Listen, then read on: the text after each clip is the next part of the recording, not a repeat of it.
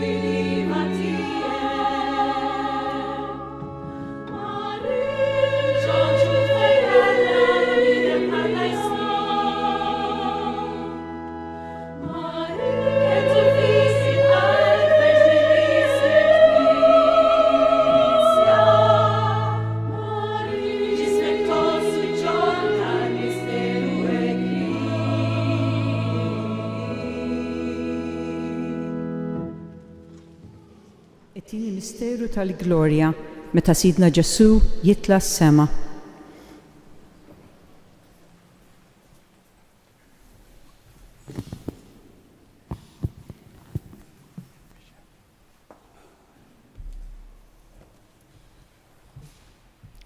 Missirna li jinti fis-smawiet jitqaddes ismek tiġi saltnatek ikolli ridint kif is-semek dof l-art. Ħobżna ta' kuljum matina llum affrinna d-nubitna bħalma naħfru lil minnu ħati għalina.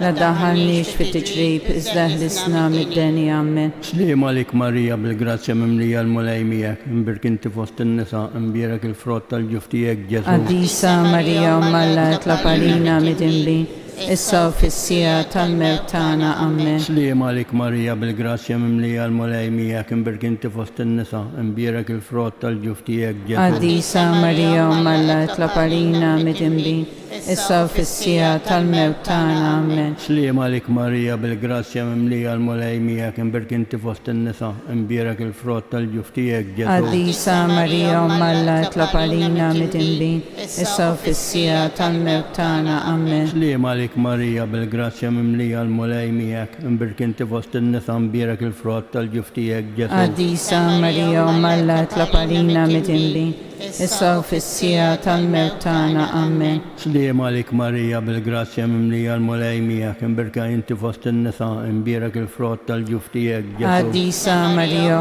Alla tlab għalina mid-inbin, issa u fis-sija tal-mewt tagħna ammen. Sliem għalik Marija bil-grazzja mimlija l-mulej miegħek, imbirkinti fost in-nisa, imbierek il-frott tal-ġuftijek Ġesu. Għaddisa Marija Alla tlab għalina mid-inbin, issa u fis-sija tal-mewt tagħna ammen. Sliem għalik Marija bil-grazzja mimlija l-mulej miegħek, imbirkinti fost in-nisa, imbierek il-frott tal-ġuftijek Ġesu. Għaddisa Marija Alla tlab għalina mid-inbin, issa u fis-sija tal-mewt tagħna ammen. Sliem għalik Marija bil-grazzja mimlija l-mulej miegħek, imbirkinti fost in-nisa, imbierek il-frott tal-ġuftijek Ġesu. Għaddisa Marija Alla tlab għalina mid-inbin, issa u fis-sija tal-mewt tagħna ammen.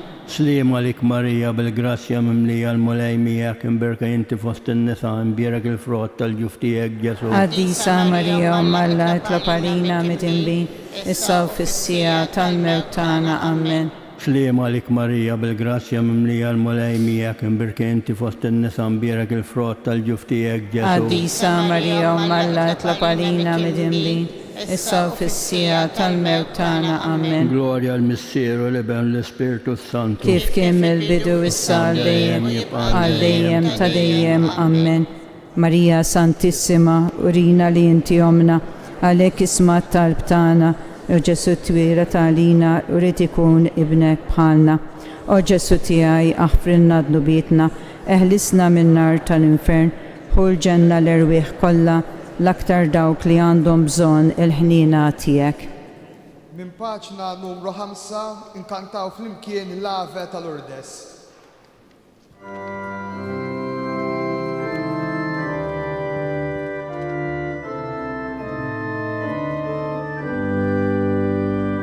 Simani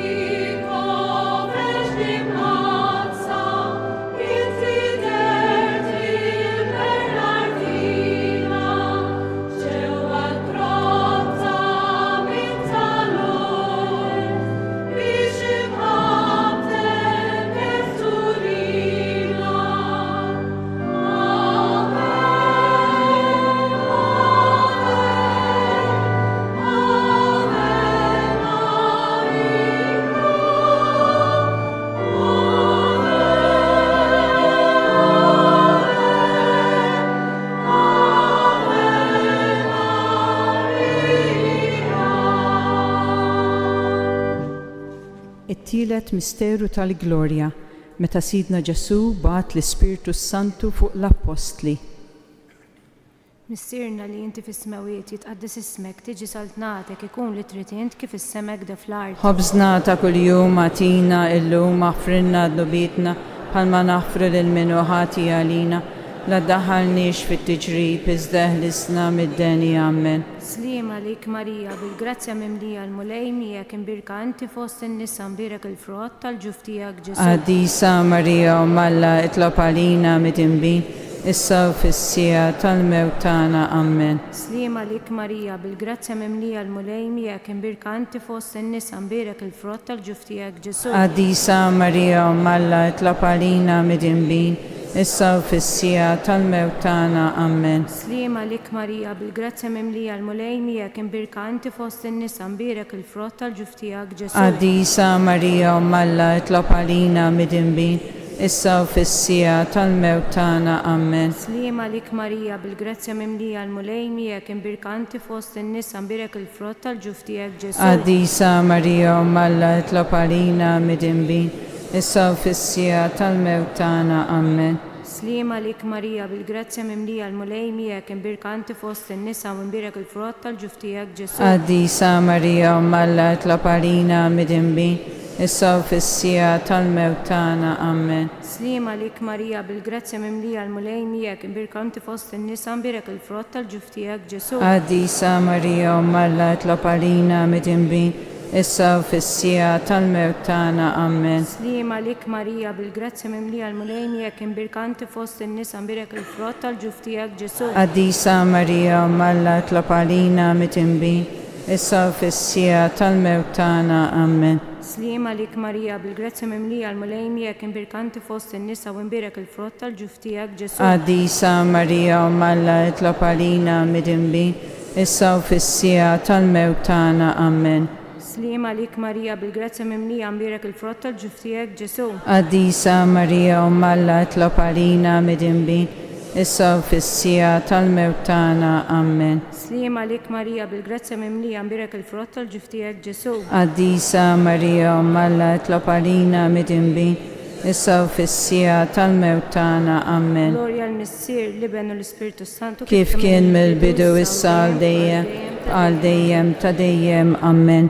Marija Santissima urina li inti omna, għalhekk isma' t-talb tagħna Ġesu li twilet għalina u rid ikun ibnek bħalna. O Ġesu tiegħi aħfrinna d-nubitna, eħlisna min-nar tal-infern, ħul ġenna l-erwieħ kollha dawk li għandhom bżonn tal-ħnina tiegħek. Min paċna numru 5 inkantaw flimkien l-innu kollok sabiħa.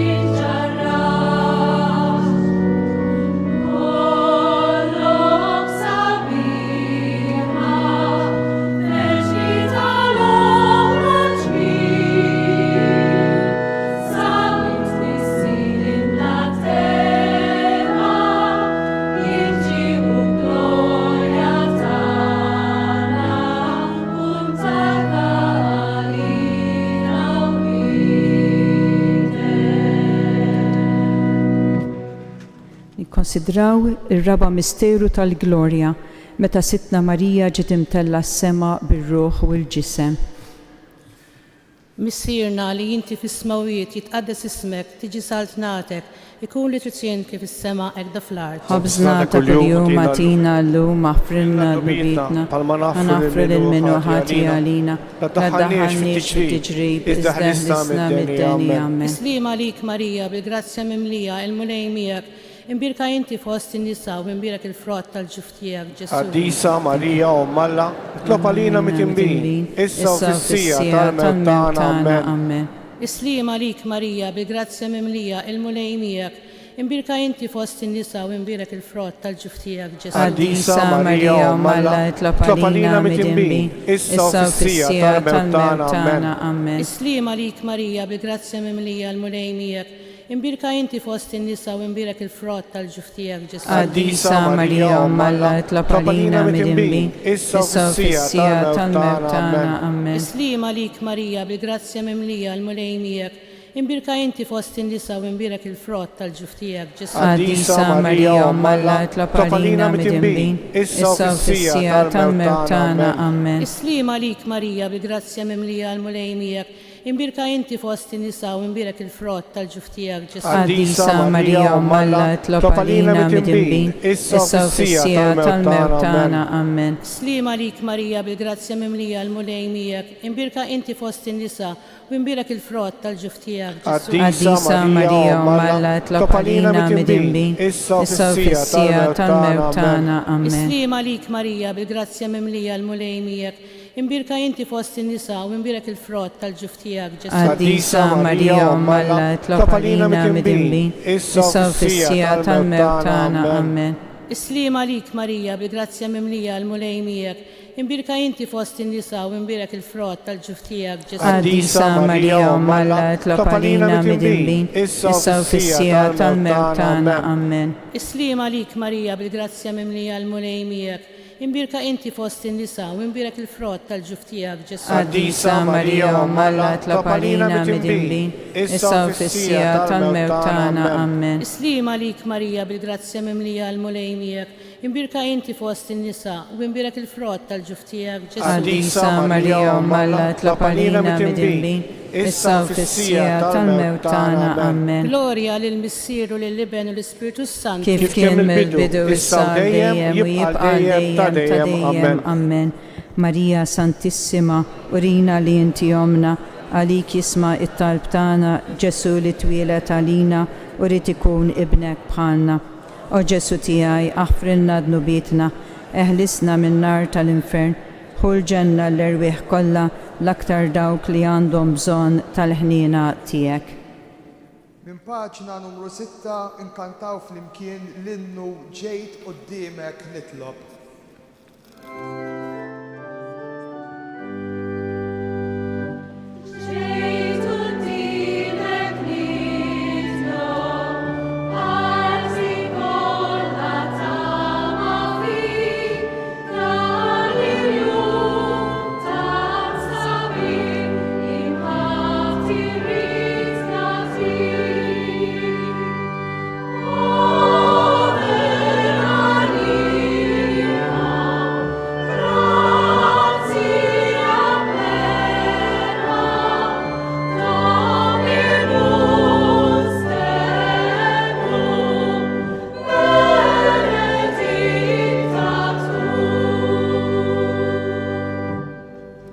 Il-ħames misteru tal-glorja meta Sittna Marija ġiet inkurunata sultana tas-sema u l-art.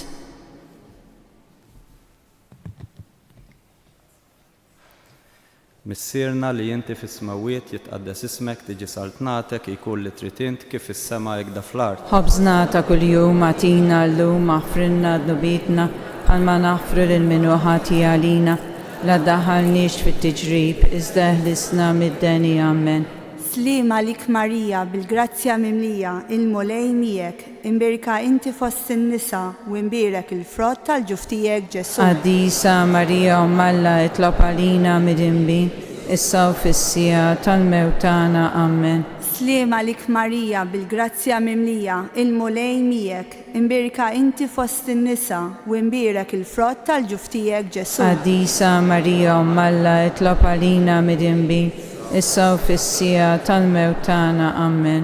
Slima lik Marija bil-grazzja mimlija il-mulej miegħek, imbirka inti fost in-nisa u imbirek il-frott tal-ġuftijek Ġesu. Għaddisa Marija Malla itlob għalina midinbin, issa u fis-sija tal-mewt tagħna. Amen. Slima lik Marija bil-grazzja mimlija il-mulej miegħek, imbirka inti fost in-nisa u imbirek il-frott tal-ġuftijek Ġesu. Għaddisa Marija Malla itlob għalina midinbin, issa u fis-sija tal-mewt tagħna. Amen. Slima lik Marija bil-grazzja mimlija il-mulej miegħek, imbirka inti fost in-nisa u imbirek il-frott tal-ġuftijek Ġesu. Għaddisa Marija Malla itlob għalina midinbin, issa u fis-sija tal-mewt tagħna. Amen. Slima lik Marija bil-grazzja mimlija il-mulej miegħek, imbirka inti fost in-nisa u imbirek il-frott tal-ġuftijek Ġesu. Għaddisa Marija Malla itlob għalina midinbin, issa u fis-sija tal-mewt tagħna. Amen. Slima lik Marija bil-grazzja mimlija il-mulej miegħek, imbirka inti fost in-nisa u imbirek il-frott tal-ġuftijek Ġesu. Għaddisa Marija Malla itlob għalina midinbin, issa u fis-sija tal-mewt tagħna. Amen. Slima lik Marija bil-grazzja mimlija il-mulej miegħek, imbirka inti fost in-nisa u imbirek il-frott tal-ġuftijek Ġesu. Għaddisa Marija Malla itlob għalina midinbin, issa u fis-sija tal-mewt tagħna. Amen. Slima lik Marija bil-grazzja mimlija il-mulej miegħek, imbirka inti fost in-nisa u imbirek il-frott tal-ġuftijek Ġesu. Għaddisa Marija Malla itlob għalina midinbin, issa u fis-sija tal-mewt tagħna. Amen. Slima lik Marija bil-grazzja mimlija il-mulej miegħek, imbirka inti fost in-nisa u imbirek il-frott tal-ġuftijek Ġesu. Għaddisa Marija Malla itlob għalina midinbin, issa u fis-sija tal-mewt tagħna. Amen. Glorja lill-Missier u lill-Iben u lill-Ispiritu Sant. Kif kien mill-bidu, issa għal dejjem u jibqa' għal dejjem ta' dejjem. Amen. Marija Santissima, urina li inti omna, għalik jisma' it-talb tagħna, Ġesu twiet għalina u rrid ikun ibnek bħalna. O Ġesu tiegħi aħfrilna dnubietna, eħrisna min-nar tal-infern, ħul ġenna l-erwieħ kollha l-aktar dawk li għandhom bżonn tal-ħniena tiegħek. Inqumu bil-wifqa u flimkien mal-kor inkantaw is-Salve Reġina.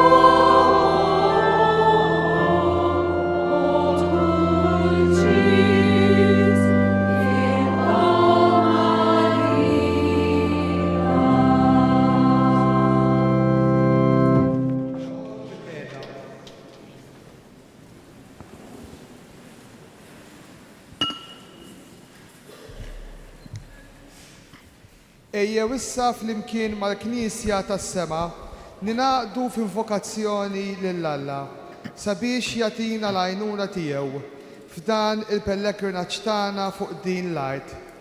imseħbin minn din isħaba kbira ta' xhieda, insibu paġna numru 7 għal kant tal-litanija tal-qaddisin.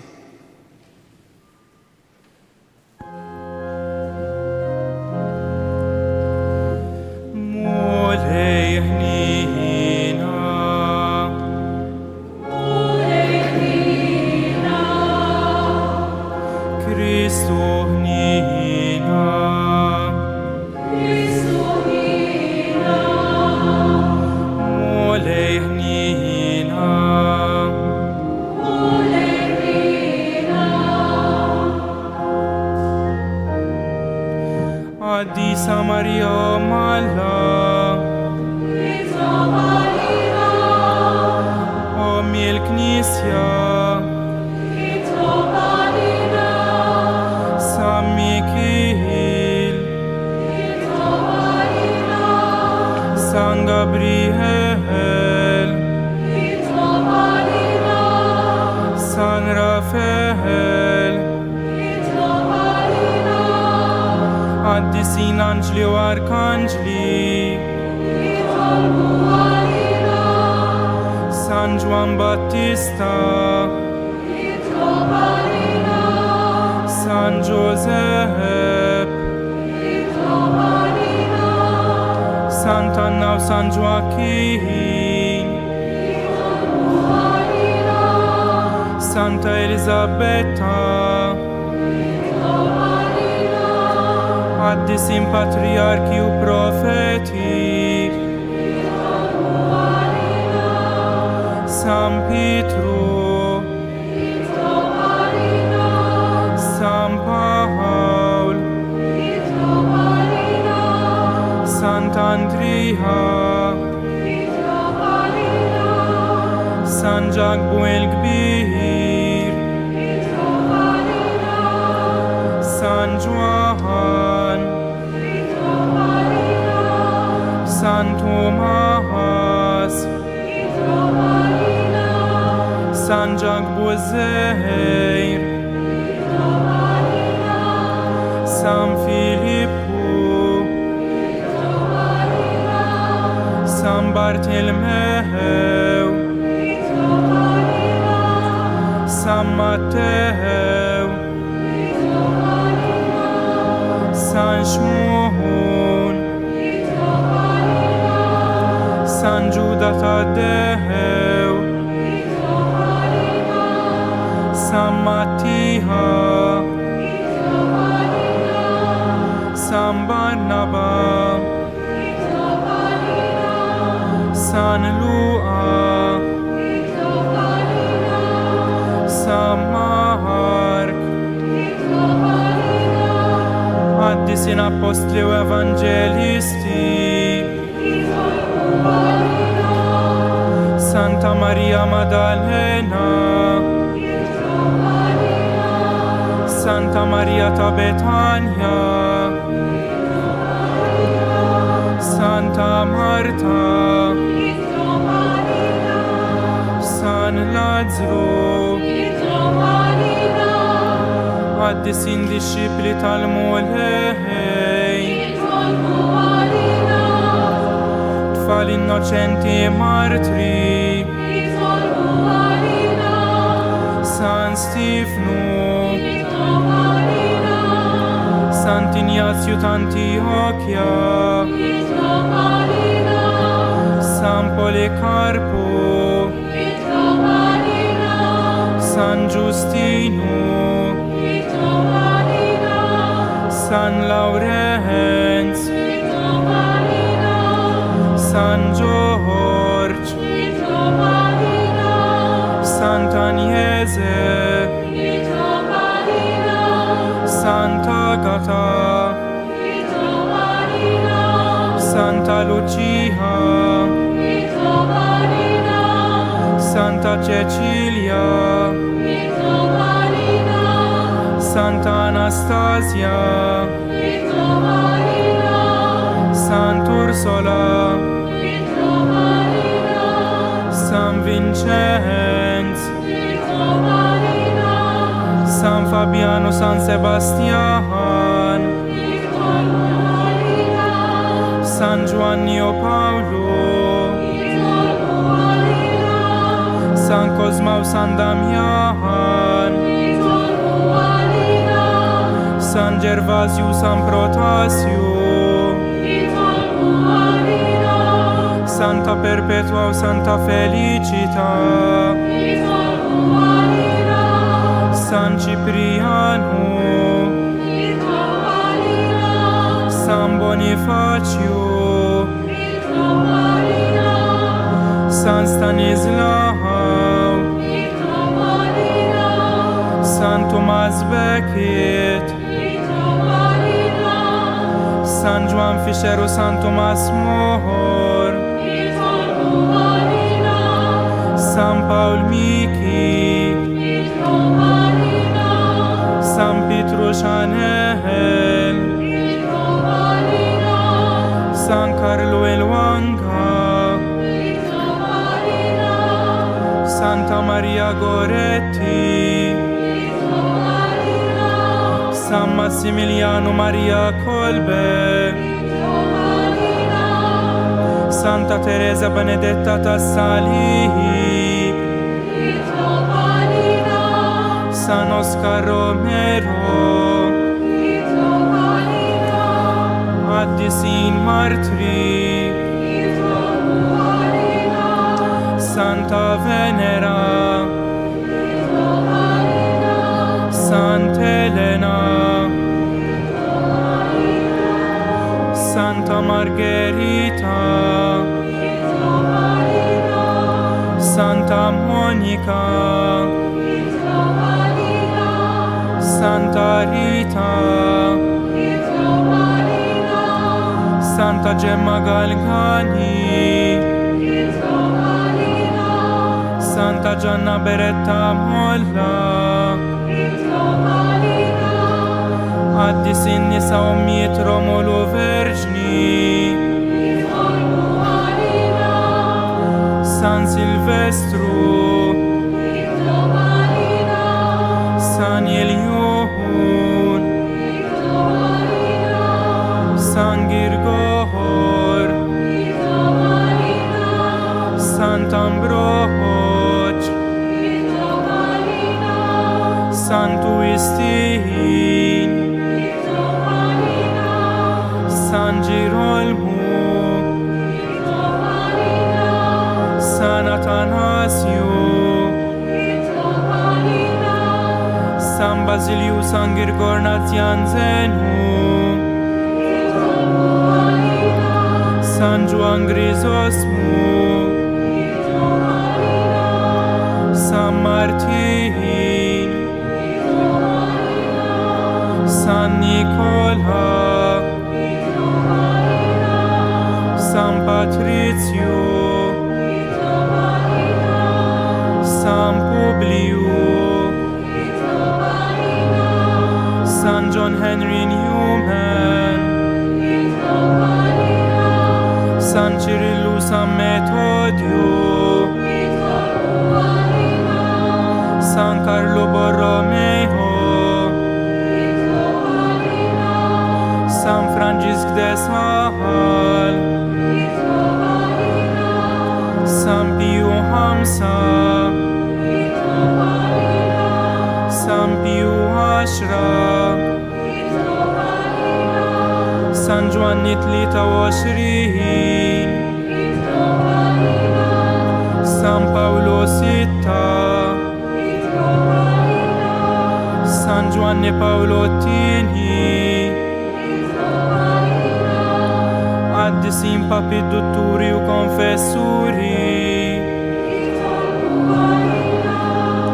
Sant'Anton Abbati,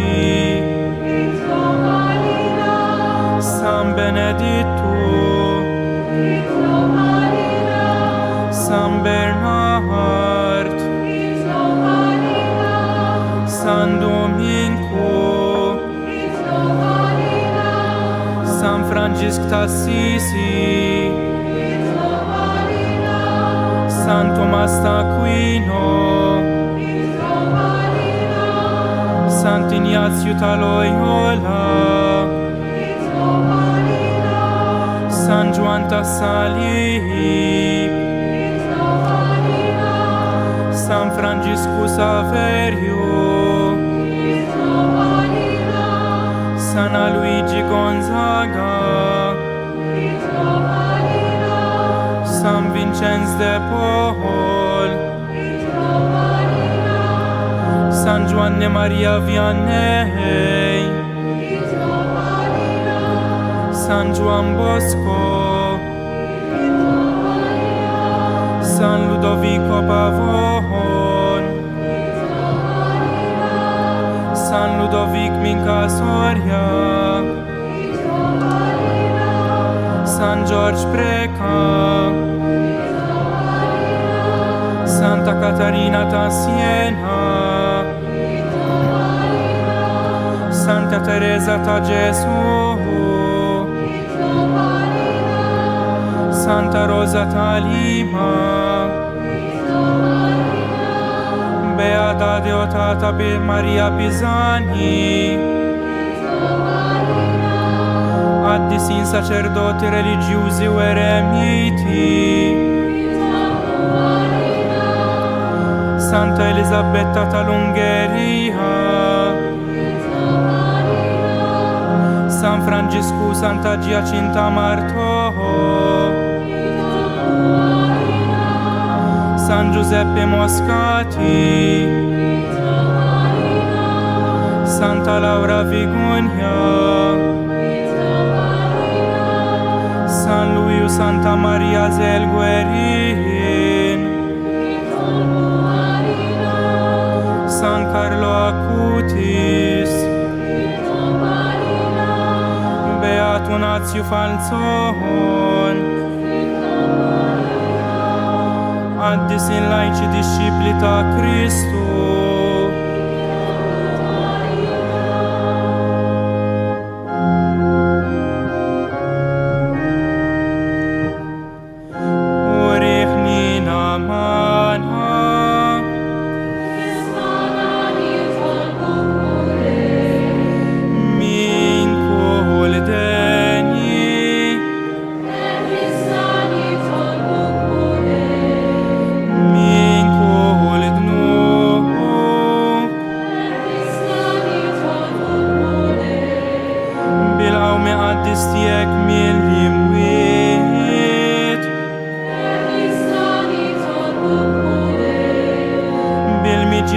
Spiritu Santo,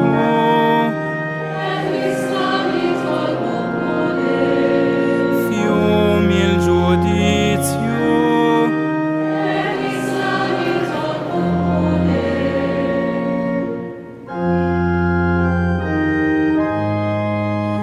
Mexxini tolbuk il-Knisja Qaddisa tiegħek u ħarisa.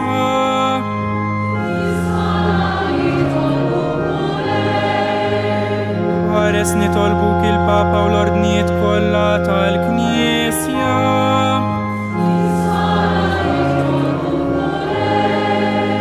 Ħatini tolbuk lill-mexxejja tal-ġnus paċi u għaqda vera.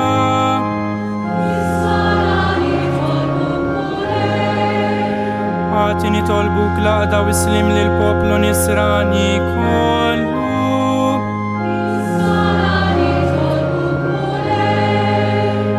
Is-saħħa lil morda kollha.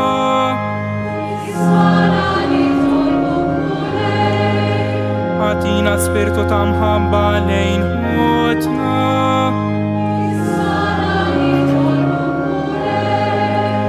Ħatina nitolbuk li artna ma ċaħadniex mill-frott tagħha.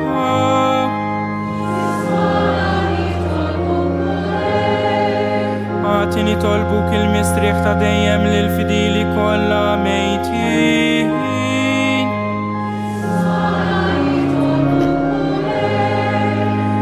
U riħnina ma' min qiegħed fl-agonija.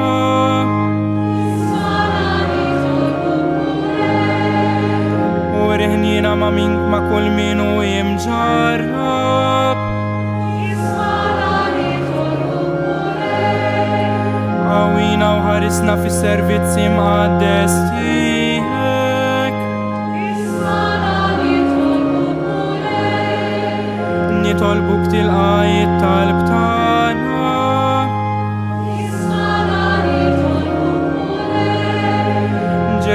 Isten tal-ħaj.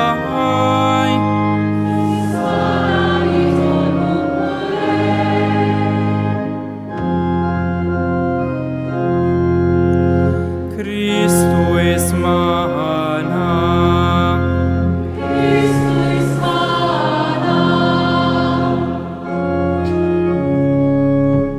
Kristu il-qatal b'tana.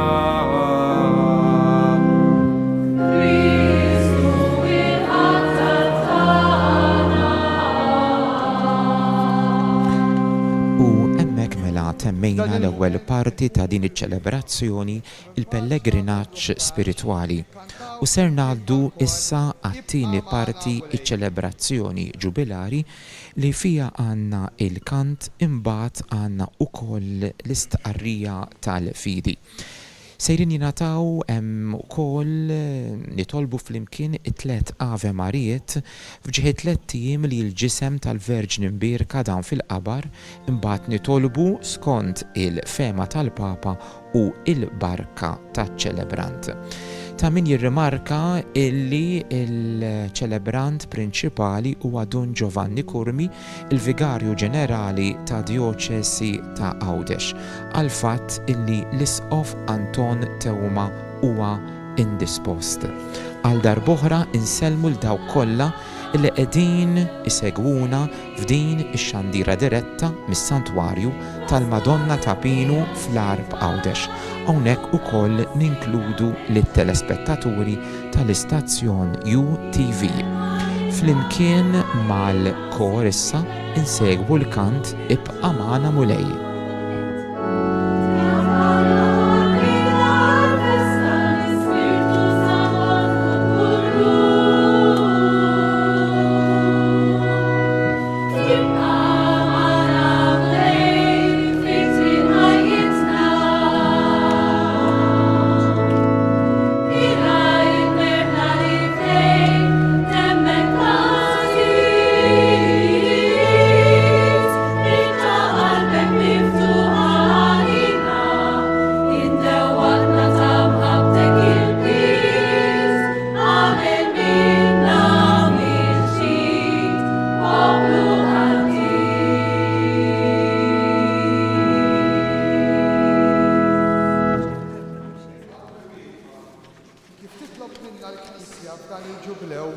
Issa ejjew nistqarru l-fidi tagħna. Se ngħidu flimkien maċ-ċelebrant il-kredu. L-istqarrija tal-fidi li nagħmlu kull nhar ta' Ħadd fil-Qudiesa.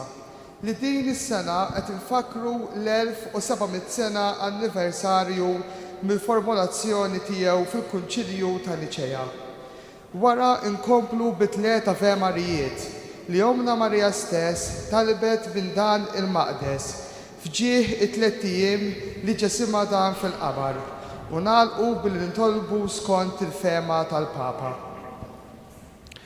Flimkien jiena nemmen f'Alla wieħed il-Missier li jista' kollox li ħalaq is-sema u l-ard, dak kollu li jidher u dak li ma jidhirx. F'Mulej wieħed Ġesu Kristu, Iben waħdini ta' Alla, nissel mill-Missier qabel kull żmien.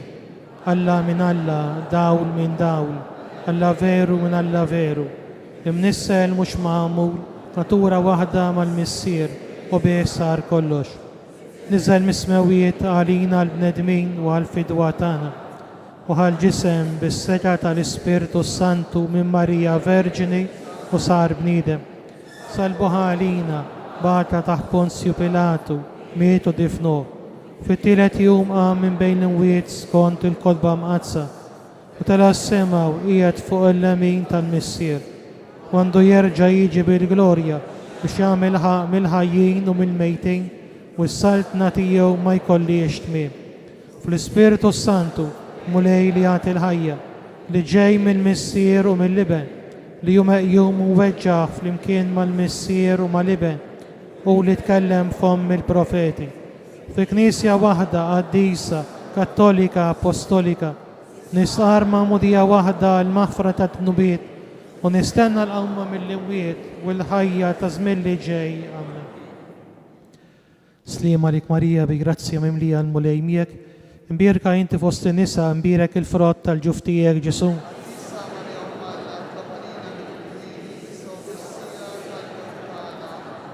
Slima rik Marija bi grazzja mimlija l-mulej miegħek, imbierka inti fost in-nisa, imbierek il-frott tal-ġuf tiegħek Ġesu.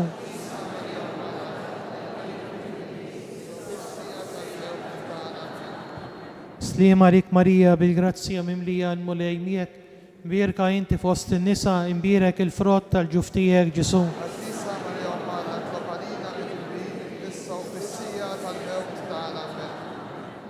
Nitolbu skont il-fema tal-Papa.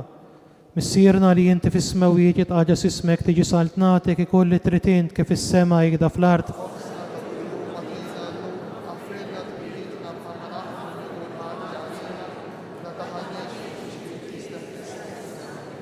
Slima lik Marija bi grazzja mimlija l-mulej miegħek, imbierka inti fost in-nisa, imbierek il-frott tal-ġuf tiegħek Ġesu.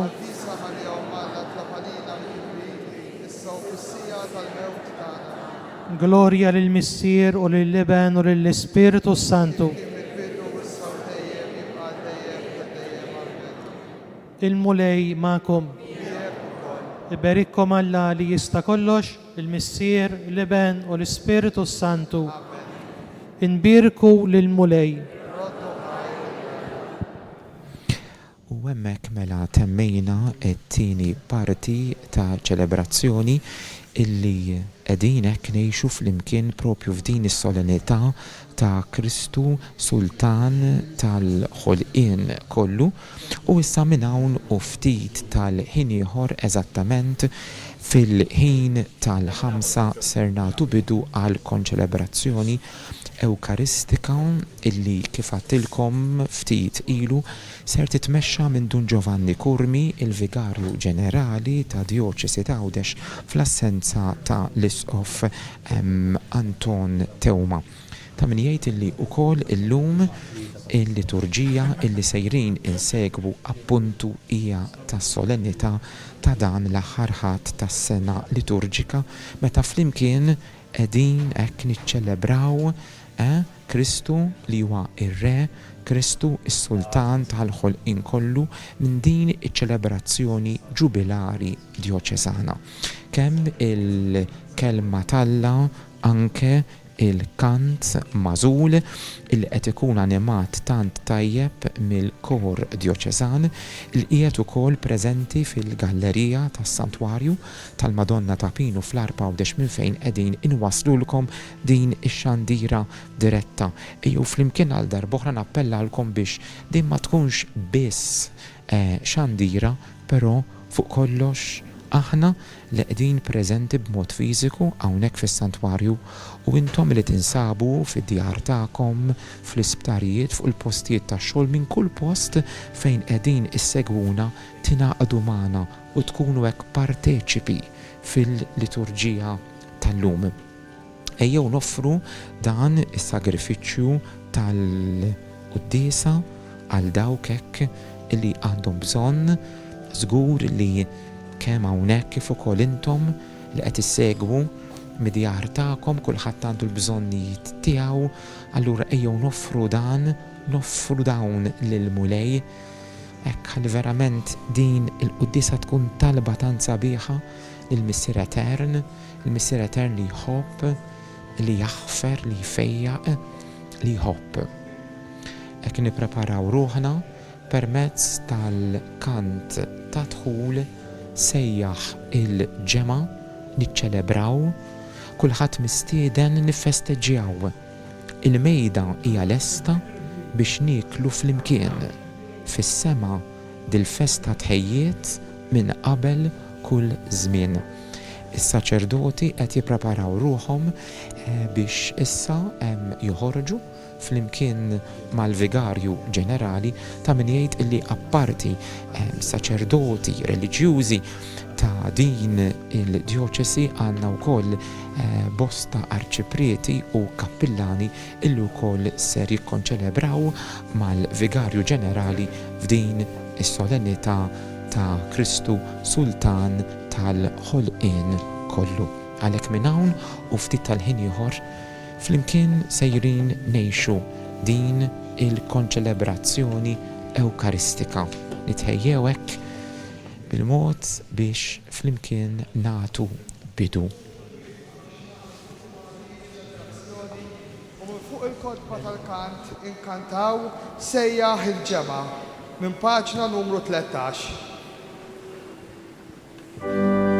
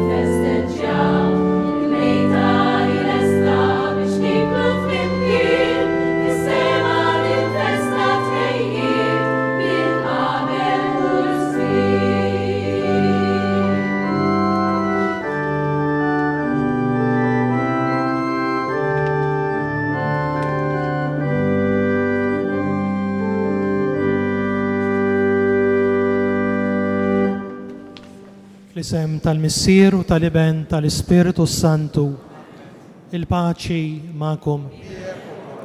Ħutija u narfu ħtijietna biex nitħejjew tajjeb ħalli niċċelebraw flimkien dawn il-misteri qaddisa.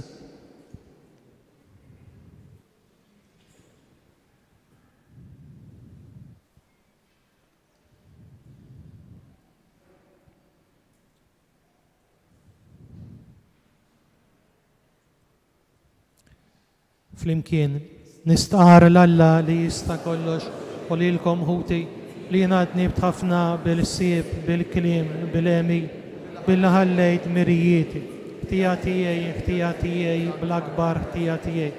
Għalhekk nitlob lill-imqazza Marija dejjem Verġni, l-anġli u l-qaddisin kollha u lilkom ħuti biex titolbu għalija lil-mulej Allata.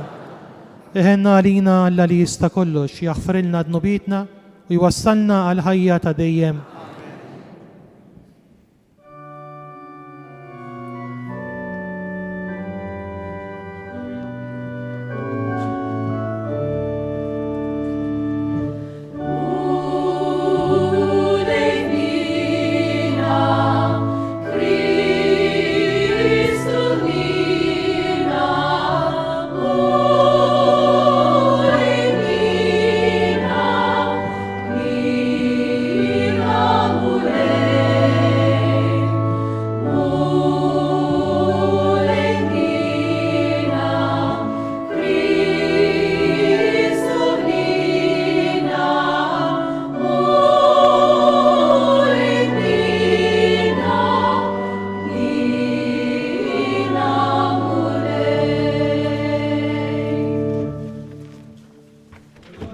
Alla fil-oli ta' smewit.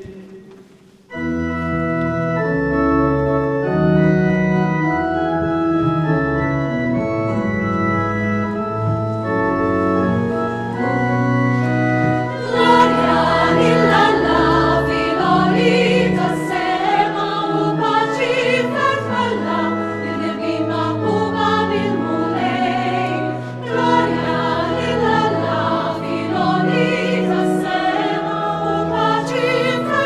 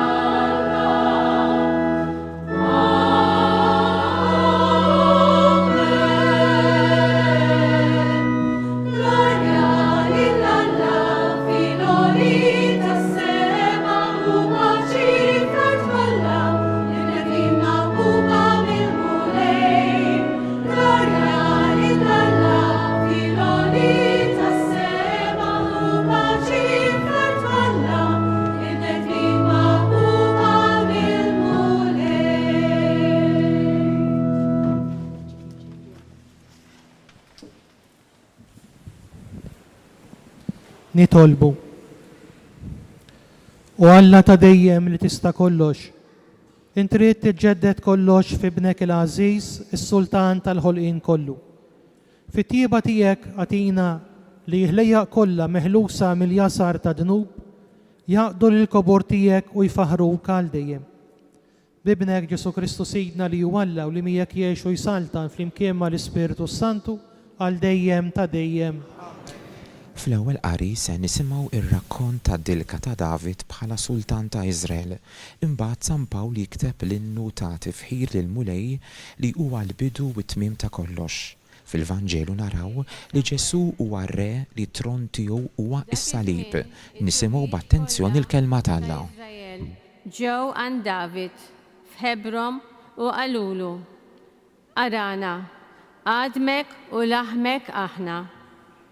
Fl-immoddi, meta Sawl kien sultan fuqna, kont int li kont toħroġ lill-Iżrael għal-gwerra u ġibhom lura.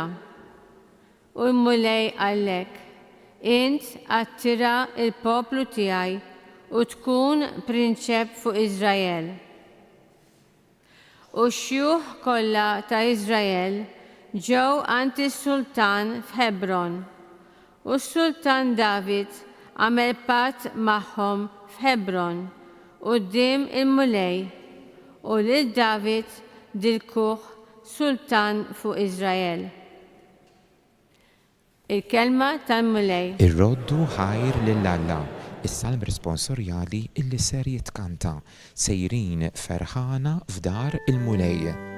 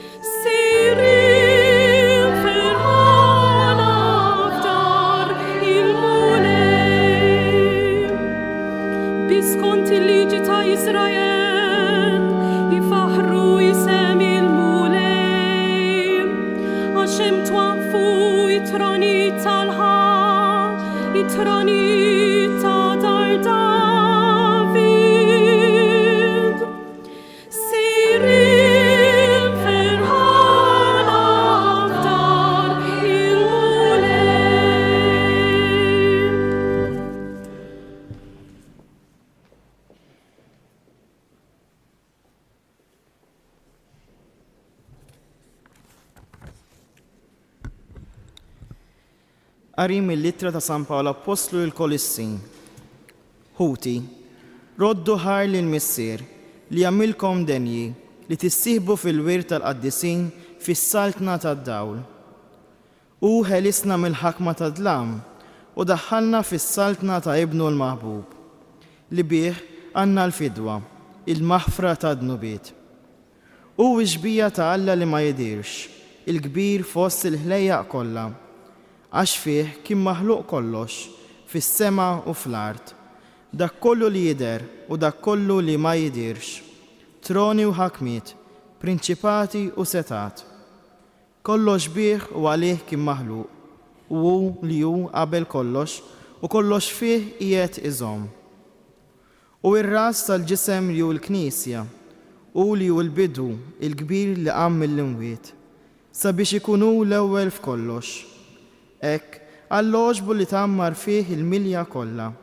Bih, għall-oġbu jerġa' jħabbeb kollox miegħu, bid-dem tiegħu, imxerret fuq is-salib, ġib is-slim permezz tiegħu fis-sema u fl-art. Il-kelma tal-mulej. Nroddu ħajr lill-Alla.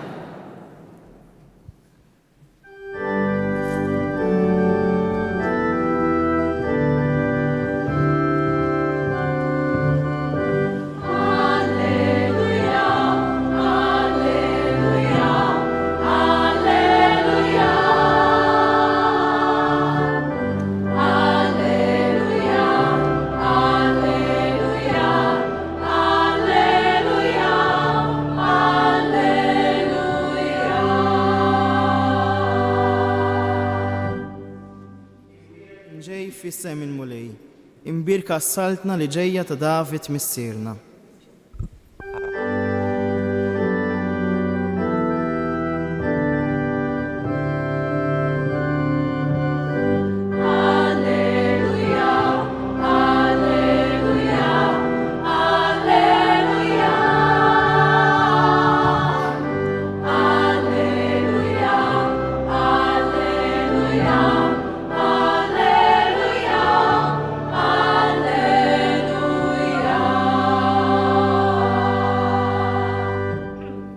Il-mulej ma'kom. Qari mill-Evanġelju skont San Luqa.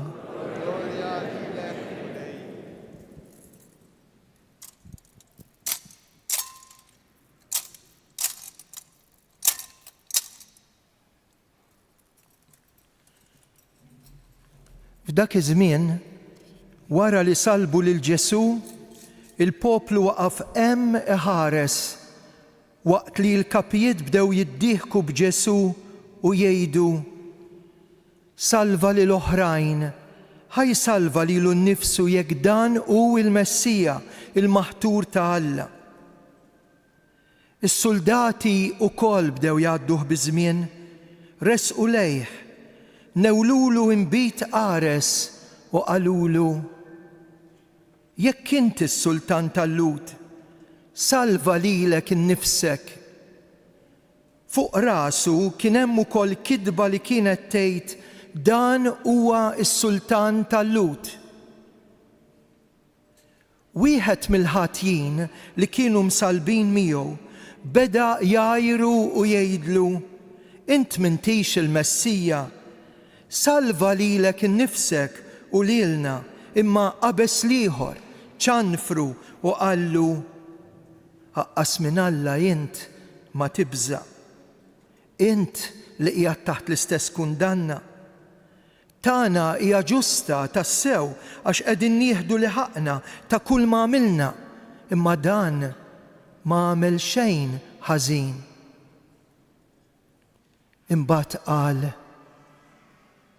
Ġesu, ftakar fija meta tidħol fis-saltna tiegħek. U Ġesu wieġbu: tassew ngħidlek, illum tkun miegħi il-ġenna. Il-kelma tal-mulej it-tifħir lilek Kristu. Wara s-silta tal-Vanġelu illi smajna, issa nisimgħu il-kelmiet illi ser jaqsam magħna Dun Giovanni Kurmi, illi bħala vigarju ġenerali ta' dioċesi tagħna ta' Għawdex qed imexxi din il-konċelebrazzjoni tal-lum fl-okkażjoni tal-festa ta' Kristu Re. It-tislijiet ta' Monsisqof Anton Tewma li l-lejla ma setax ikun magħna biex jippresidi dan it-talb u din l-Ewkaristija. Nixtieq fisimkom nwaslulu l-awgurju tagħna għal fejqan ta' malajr ħalli jkompli jaqdi il-ministeru tiegħu bħala ir-raj spiritwali tad-dioċesi tagħna. Eżies saċerdoti, persuni konsagrati u lajċi miġbura l-lejla f'dan is-santwarju għażejs tal-Madonna ta' Pinu. Il-lejla nġbarna flimkien mhux biss biex niċċelebraw il-festa ta' Kristu, Sultan tal-ħolqien kollu, iżda wkoll biex niftħu qalbna ħalli nkomplu mexjin flimkien bħala Knisja Dioċesana. Flimkien għandna missjoni komuni, mibnija fuq il-pjan pastorali għal din is-sena, waqt li kien fuq il-mejda magħhom. Kemm hu xieraq li l-kol kemm aħna fuq livell ta' dioċesi, parroċċi, għaqdiet, familji, inħadnu u nippruvaw impoġġu fil-prattika dan il-motto biex ma jibqgħux biss kliem sabiħ imma azzjoni li tkompli tibnina, tikkonvertina u tqaddisna. Dawn il-kelmiet insibuhom fil-ġrajja ta' Emmaus. Dan hu mument ta' għarfien ta' Kristu, ta' komunjoni miegħu u ta' missjoni. F'din il-festa aħna nistqarru li dak li hu fuq il-mejda magħna mhuwiex biss kumpann tagħna u r-re, imma re li t-tron tiegħu u s-salib, li l-kuruna tiegħu hi tax-xewk u li l-ġest regali tiegħu u li jaqsam il-ħobs mal-midinbin ma' dawk li qegħdin ifittxu s-sens tal-ħajja, ma' dawk li huma jiena, ma' dawk li huma imweġġa. Il-Vanġelu tal-lum li għadna kemm smajna jurina l-akbar ġbija sorprendenti ta' xi jfisser tkun sultan. Ġesu imsallab, imżeblaħ, majjar, sfidat. Iżda minkejja dan Ġesu isalta mis-salib permezz tal-maħfra, tal-ħnina u tal-imħabba. It-tema tas-sena pastorali tistedinna nikkontemplaw dan is-sultan fi ġbija ta' Ġesu li joqgħod bil-qiegħda fuq il-mejda magħna, jismana ifejjaqna, jaqsam magħna l-kelma tiegħu, jirrikonċiljana miegħu, jgħallimna u jibatna. Inħallu dawn iż-żewġ bijat, ir-re imsallab u r-re bil-qiegħda fuq il-mejda, isawru s-sejħa tagħna bħala Knisja Dioċesana. Is-saltna ta' Kristu hi murija fid-djufija. Fil-Vanġelu nisimgħu kif il-mexxejja, is-soldati, il-folla jiddieħku b'Ġesu. Salva lill-oħrajn, ħajsalva lilu nnifsu jekk dan hu l-Messija il-maħtur ta' Alla. Hi tassew ironika. Jitolbu li Ġesu jipprova li hu sultan billi jinżel minn fuq is-salib, billi juri s-seta tiegħu, billi joħroġ rebbieħ skont kif jixtiequh huma. Imma s-sultan jagħżel triq oħra. Il-vera seta tiegħu hi li jagħti lilu nnifsu. Is-saltna tiegħu hija l-qawwa tal-imħabba mhux il-vjolenza. Is-seta tal-ħniena mhux id-dominju. L-unika persuna li tara fis-saltna tiegħu fuq is-salib hija l-ħalliel it-tajjeb. Fl-aħħar mumenti ta' ħajtu idur lejn Ġesu u jgħidlu ftakar fija mulej meta tidħol fis-saltna tiegħek. U Ġesu iwieġbu, illum tkun miegħi fil-ġenna. L-imħabba tirbaħ fl-aktar mument ta' dlam. It-tama tirbaħ fl-aktar mument ta' disperazzjoni. Dan id-dialogu jurina il-qalb tas-sultan tagħna. Sultan li jisma' anke meta hu fl-agonija. Sultan li jilqa' anke fl-aħħar mument. Sultan li jsaltan permezz tal-maħfra. Sultan li jagħti tama, jaħfer u jħobb. Jekk dan hu s-sultan tagħna, allura dan irid jimmarka l-identità u l-missjoni pastorali tagħna. Kristu Sultan joqgħod bil-qiegħda fuq il-mejda magħna. Il-motto pastorali tagħna waqt li kien magħhom fuq il-mejda jurina verità li tirrepeti ruħha tul il-Vanġeli kollha. Ġesu li joqgħod bil-qiegħda u jaqsam il-mejda mal-bniedem. Il-Vanġeli juruna lil Ġesu spiss fuq il-mejda ma' xi ħadd. Fil-mejda mal-midinbejn fid-dar ta' Levi, mal-Fariżej li ma kinux jifhmuh. Fid-dar ta' Marta, Marija u Lażru, il-ħbieb tiegħu. Fuq il-muntanja jitma' l-eluf. Fl-aħħar ċena mad-dixxiepli tiegħu u wara l-qawmien f'Emmaus u fuq ix-xatt tal-Baħar tal-Galilija iħejji l-ikel għal ħbiebu. Li toqgħod fuq il-mejda jfisser tidħol f'komunjoni. Il-mejda hi l-post fejn niltaqgħu, fejn nieklu flimkien, iżda wkoll fejn insiru nafu lil xulxin, fejn nitkellmu u nisimgħu, fejn nagħtu u nirċievu.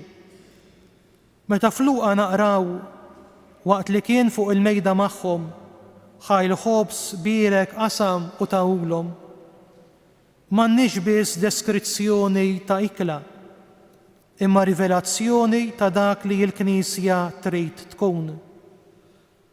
Il-mejda ta' Emmaus tgħidilna li l-Knisja trid tkun post ta' preżenza fejn Kristu wirxu xtat jiltaqa' magħna.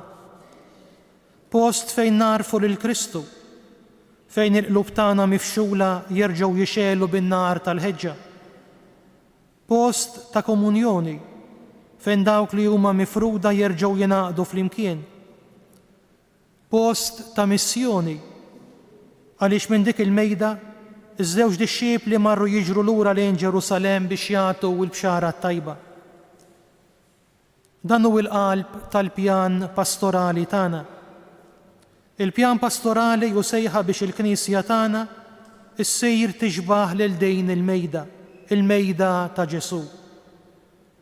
Inkunu Knisja fejn in-nies tħossha milquwa, mismuwa, imfejqa, mitmuwa u mibgħuta. Il-mejda tal-Knisja hi l-post fejn aħna niltaqgħu flimkien. Kristu Sultan jistieden lill-Knisja kollha tagħna biex nibnu mhux Knisja tal-ħitan imma tal-imwejjed. Il-mejda hija l-ewwel nett post fejn iseħħ is-smigħ. Fil-ġrajja ta' Emmaus Ġesu jisma' u jimxi mad-dixxiepli u jismagħhom. Iħallihom iferru dak li hemm f'qalbhom mimlija konfużjoni, diżappunti u tamiet. Il-pjan pastorali jisejħilna biex bħala Knisja inkunu spazju fejn iseħħ smigħ tas-sew.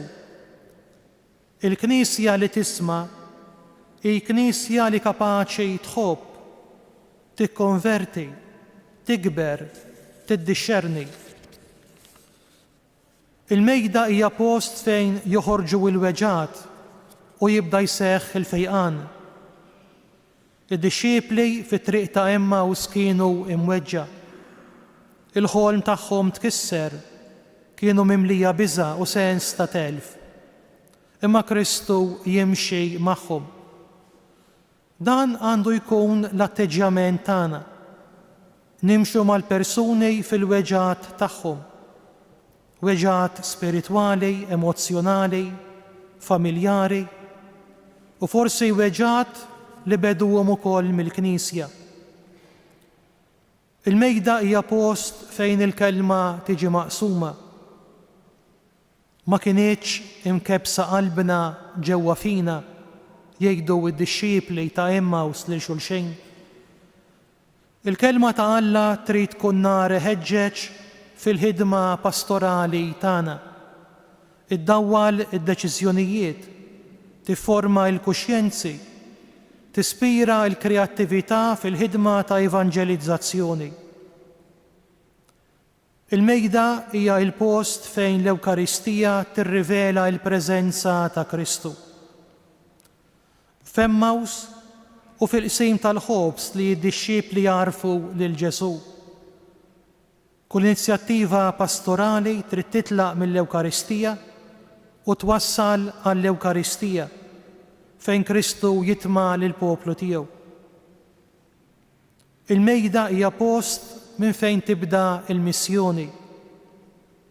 Meta d-dixxiepli jarfu lil Ġesu, telqu minnu fih lura lejn Ġerusalemm. Anke aħna bħala djoċesi, parroċċi, għaqdiet, komunitajiet insara, saċerdoti, reliġjużi, lajċi, il-kol kemm aħna rridu niskopru dejjem mill-ġdid din l-enerġija missjonarja. Niġru bil-ferħ biex inwaslu l-Evanġelju. Illum tkun miegħi fis-saltna. Is-saltna ta' Kristu tibda illum mhux għada. Il-kliem tal-ħallil it-tajjeb u t-tweġiba ta' Ġesu ifakruna li s-saltna ta' Kristu għandha żewġ dimensjonijiet, dik eterna u dik fi żmien, dik tal-futur u dik ta' issa. Anke llum is-saltna ta' Kristu tidher fil-Knisja tagħna meta minnu waħdu isib komunità, il-fuqra jsibu l-għajnuna, iż-żgħażagħ isibu skop u direzzjoni, il-familji jingħataw tama, il-morda jsibu kompassjoni, il-midinbejn jiksbu il-maħfra u l-Ewkaristija ssir iċ-ċentru tal-ħajja tal-parroċċja. Inħarsu l-qudiem bit-tama. Il-ġublew tat-tama qiegħed joqrob lejn it-tmiem, iżda it-tama tibqa'. Kif jgħallimna San Pawl, it-tama ma tqarraqx bina, spess non confundit. Allura inħarsu l-qudiem bit-tama. Ejjew naħdmu biex kull parroċċa tkun bħal mejda ta' Emmaus, fejn Kristu jimxi magħna, jismana, ifejjaqna, jgħallimna, jitmana u jibatna. Aħna s-saċerdoti ma nibżewx impoġġu bil-qiegħda anke ma' min m'għadux jiġi l-Knisja biex nuru li għal Kristu ħadd mu barrani. Naħdmu biex il-familji ikunu aktar flimkien fuq il-mejda, fejn it-talb u l-ikel ta' kuljum, fejn l-imħabba imejxa bil-ferħ, fejn il-maħfra imaġuna mal-imħabba, fejn il-fidi pedament li jibni l-għaqda. Noqogħdu fuq il-mejda maż-żgħażagħ tagħna biex nisimgħu l-mistoqsijiet tagħhom, id-dubji u l-ħolm tagħhom, ix-xewqa tagħhom għal ħajja bis-sens. Waqt li narfu lil Ġesu fuq il-mejda, inħalluh jibatna. F'din il-festa ta' Kristu Sultan, inġeddu l-weda tagħna li nħallu lil Kristu isaltan f'qalbna, fil-familji tagħna u fil-komunitajiet tagħna. U nagħmlu dan billi impoġġu mal-mejda miegħu. Inħallu l-kelma tmissna, nilqgħu il-fejqan tiegħu u mmorru nħabbru l-bxara tajba. Jalla s-saltna tiegħu tikber f'qalb kull wieħed u waħda minna fil-parroċċi tagħna u fid-djoċesi għażiża tagħna. Amen.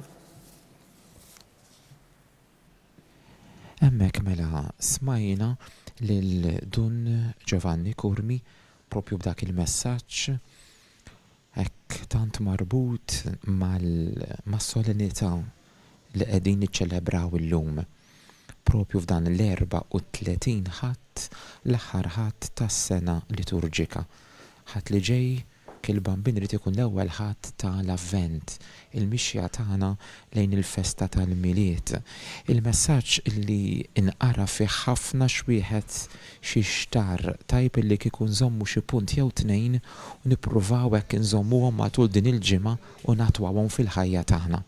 Ħalli ngħaddu issa għall-istqarrija tal-fidi tagħna. L-aħħar 4 mistoqsijiet ngħidu iva nemmen.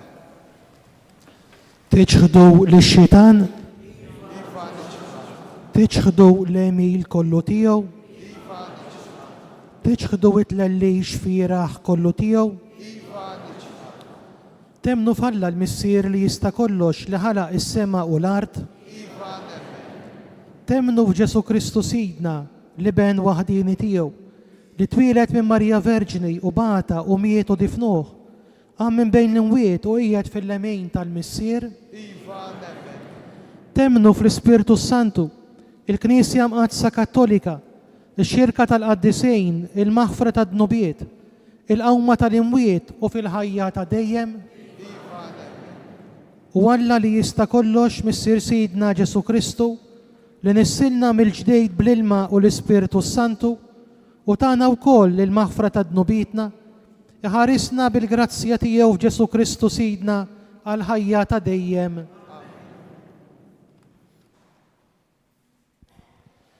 Il-mulej sejt il-ħajja u l-istorja jagħti lill-bnedmin kollha pellegrini fi żmien l-għajnuna tal-Ispirtu biex jarfu t-toroq tat-tajjeb u jaslu biex ixandru li Ġesu u l-mulej. Mimlijin bit-tama f'missierna tas-sema, rresqu qudiemu it-talbiet tagħna. Nitolbu għall-Knisja biex tħares il-ħidma ta' salvazzjoni u tħabbar lil kulħadd bil-kelma u bl-emil il-fidi fil-mulej li qam minn bejn l-imwiet. Nitolbu għad-dinja biex imqanqla mill-imħabba tal-iben ta' Alla magħmul bniedem maċ-ċediqat tal-ħsejjes tal-armamenti iżda tfittex l-armonija tal-ftehim u tas-sliem. Nitolbu għall-imġarbin kollha biex qatt ma jħossuhom mitluqa imma jġarbu fi qlubhom id-don tat-tama nisranija. Nitolbu għall-familji kollha biex fuq l-eżempju tal-familja mqazza ta' Nażaret jilqgħu il-ħidma ta' Alla li jsejħilna kuljum biex ngħixu b'imħabba ġdida.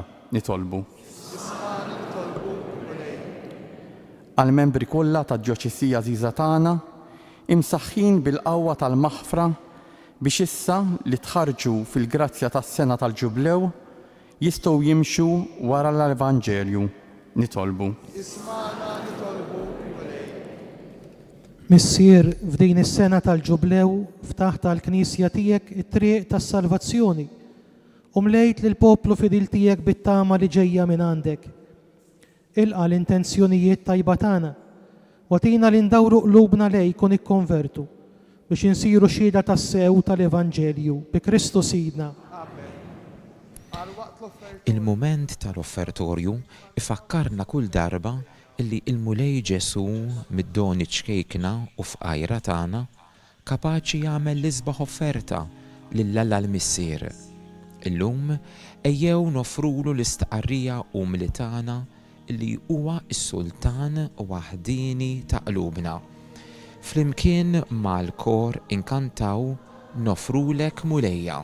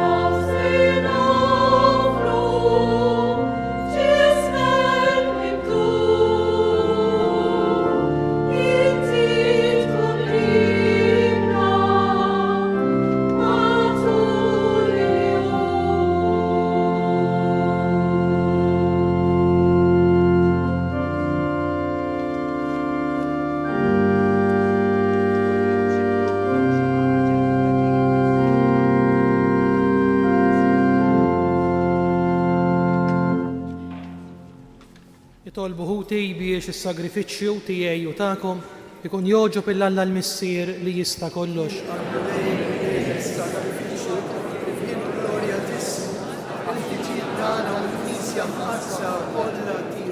Se nofrulek mulej is-sagrifiċċju li biħibnek reġa' ħabbeb lil bnedmin miegħek. Fiċ-ċokon tagħna nitolbuk biex l-istess ibnek jagħti lil ġnus kollha l-grazzja tal-għaqda u s-sliem u li jgħixu jsaltan għal dejjem ta' dejjem. Il-mulej magħkom. Nerfgħu lubna il fuq. Niżżu ħajr lill-mulej Alla tagħna. Sewwa u xieraq tas-sew mulej Missier Qaddis Alla ta' dejjem li tista' kollox, tajjeb u taġi ta' salvazzjoni tagħna li dejjem u kullimkien irroddulek ħajr. Inti konsagrajt lil ibnek il-waħdini Ġesu Kristu Sidna, assis għal dejjem u sultan tal-ħolqien kollu, biex itemm il-misteru tal-fidwa tal-bnedmin billi joffri lilu nnifsu fuq l-altar tas-salib bħala vittma safja u taslim. U wara li jkun ġab il-ħlejaq kollha taħt il-ħakma tiegħu, jagħti lilek is-saltna fuq kollox u għal dejjem. Saltna ta' verità u ħajja, saltna ta' qdusija u grazzja, saltna ta' ġustizzja, imħabba u sliem. Għalhekk mal-anġli u mal-arkanġli, mat-troni u mad-dominazzjonijiet, mal-tajja kollha tal-eżerċiti tas-sema, intendu l-innu tal-glorja tiegħek u ngħidu bla qiegħda.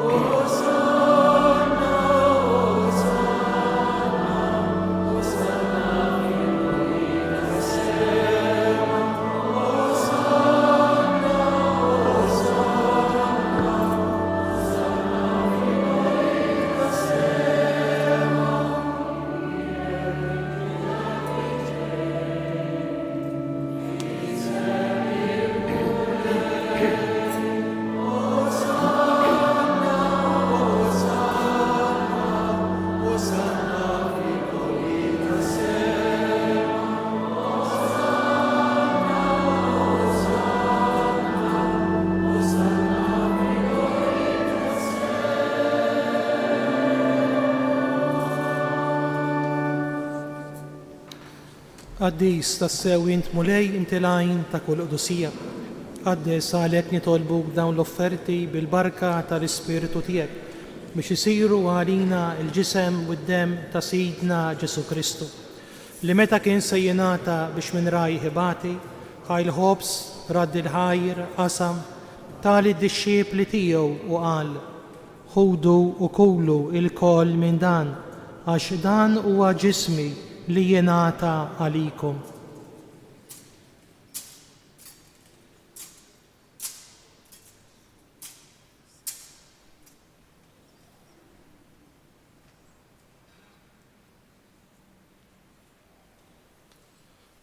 Ek ukoll wara li klaħ għall-kalċi reġa' rat il-ħajr tali d-disċiepli tiegħu u qal: ħudu u xorbu minnu il-koll għax dan huwa l-kalċi ta' demmi tal-patt il-ġdid li jibqa' għal dejjem, id-demm li jixxerret għalikom u għall-bnedmin kollha għal maħfra ta' dnubiet.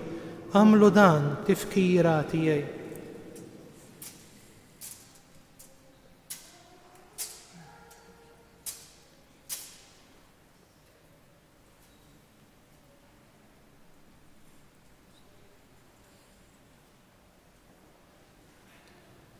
Danu il-misteru tal-fidi, kull darba li niklu dal-ħobs u nixorbu dal-kalċi, inħabru l-mewt tiegħek mulej sama.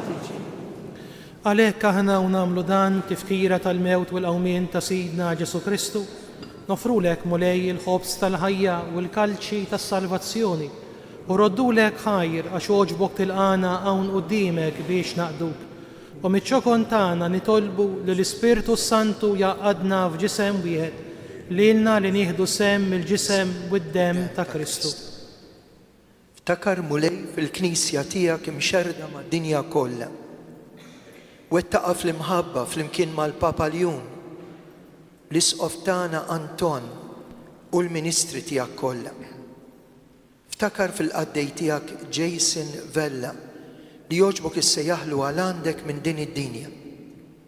Għamel li kifu bil-magħmudija mit fibnek u bħal ibnek, hekk fibnek u bħal ibnek jirxox tal-ħajja.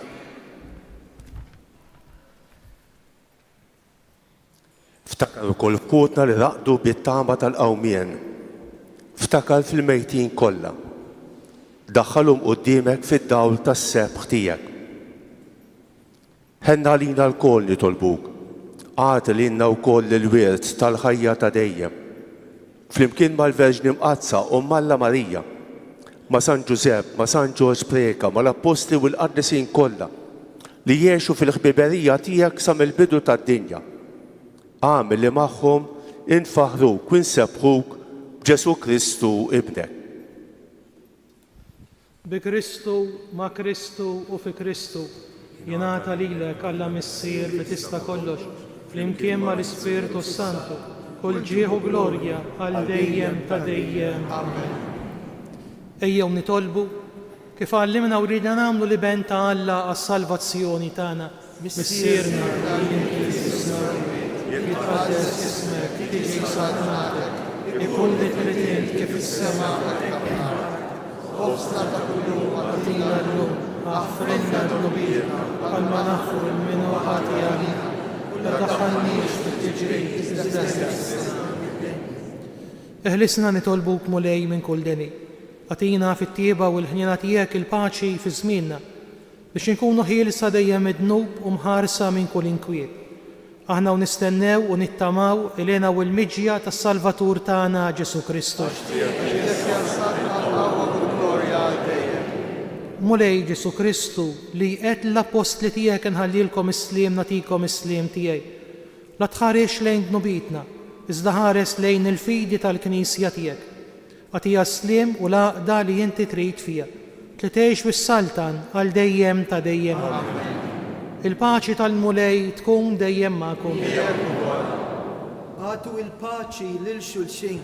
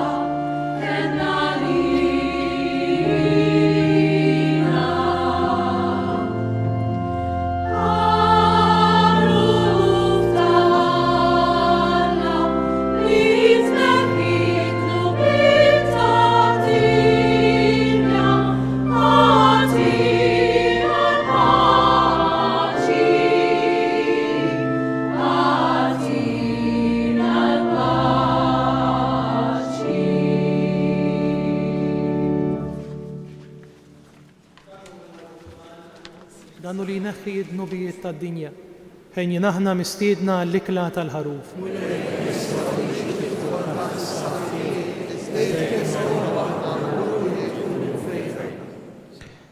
Waqt din iċ-ċelebrazzjoni wasanna għal ħin ta' tqarbin.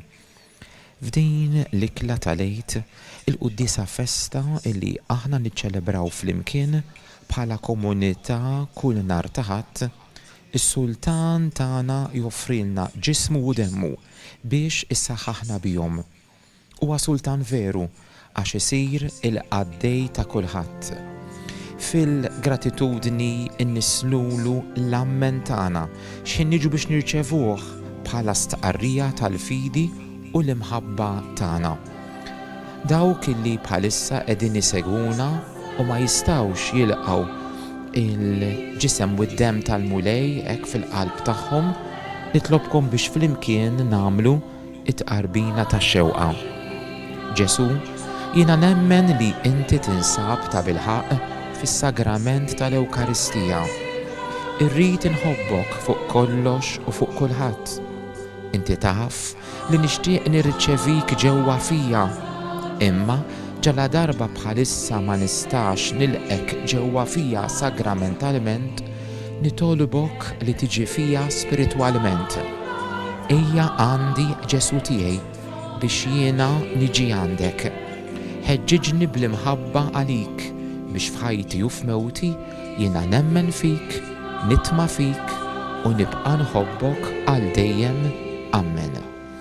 Fil-waqt illi il-miġema tersaq lejn is-saċerdot biex tingħata l-ikel tal-ħajja eterna, nissieħbu mal-kor djoċesan fl-innu Tina l-ħlewwa.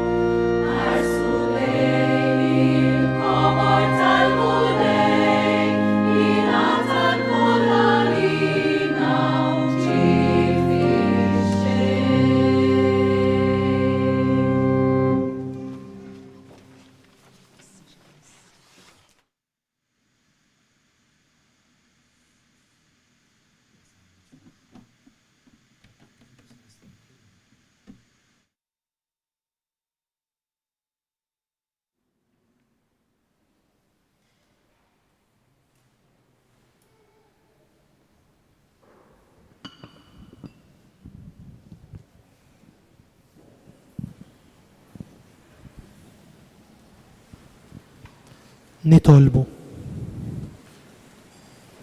Tqarbilna mulej bl-ikel tal-ħajja ta' dejjem.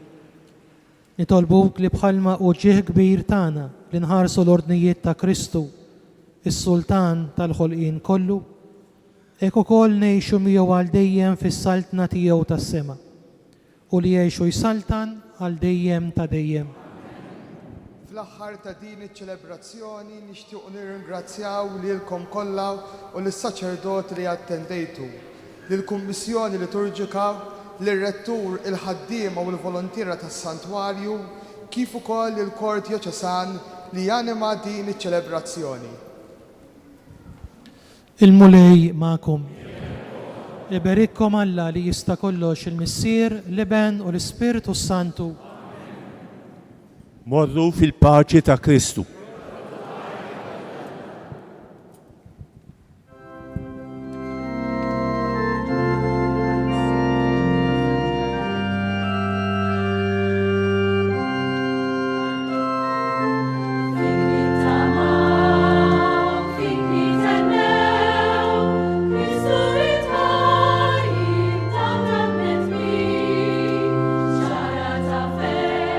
U hawnhekk naslu fit-tmiem iċ-ċelebrazzjoni ġubilari djoċesana il wassalnilkom fl-okkażjoni tas-solenità ta' Kristu Sultan tal-ħolqien kollu mis-Santwarju Nazzjonali tal-Madonna ta' Pinu fl-Arb Għawdex.